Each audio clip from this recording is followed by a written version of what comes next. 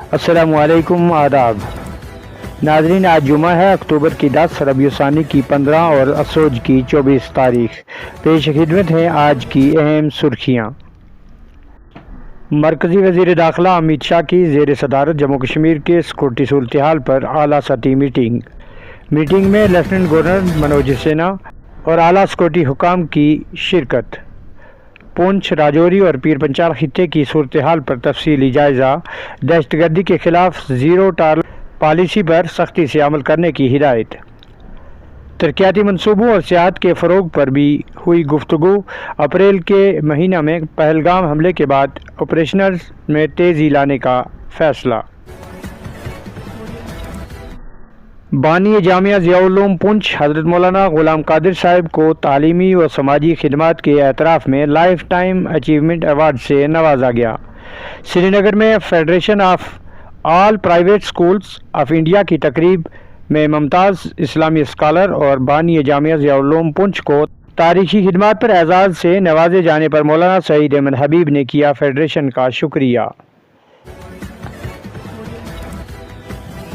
جموں کشمیر حکومت کا محکمہ پولیس میں بڑے پیمانے پر تبادلے و تقرریوں کے احکامات۔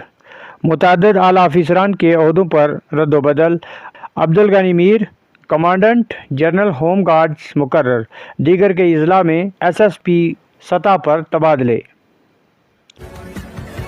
کنگن کے نالہ سندھ میں مردہ مچھلیاں برآمد، عوام میں تشویش کی لہر۔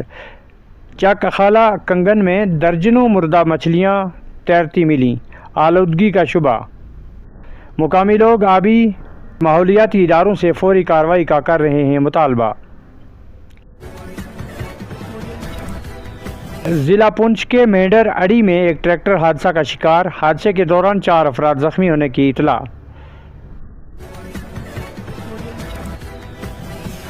منڈی کے تمام علاقوں کو برباد سڑکوں پر حکومت اور انتظامیہ کی خاموشی باعث تشویش۔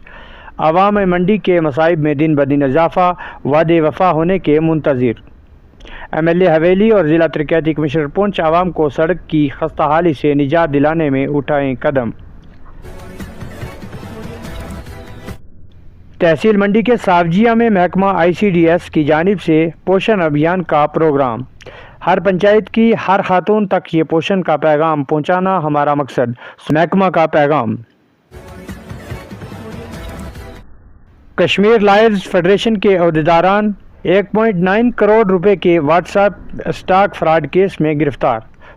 سائبر پولیس نے جعلی اسٹاک ایپ اور واٹس ایپ گروپ کے ذریعے سرمایہ کاروں کو لوٹنے کے الزام میں 3 افراد کو سری نگر سے لیا حراست میں۔ عدالت نے ریمانڈ کو کر لیا منظور۔ جموں کشمیر کی سیاسی جماعتوں کو عوامی حقوق کے لیے متحد ہونا ہوگا، الطاف بخاری کا بیان۔ کہا، اب تک مرکزی حکومت کے وعدے پورے نہیں ہوئے، مرکزی حکومت سے باامنی مذاکرات کا وقت آ گیا ہے، اپنی پارٹی کا واضح موقف۔ ناظرین، اسی کے ساتھ دیجیے اجازت، خدا حافظ۔ اتنا ہی، کل تک کے لیے دیجیے اجازت، خدا حافظ۔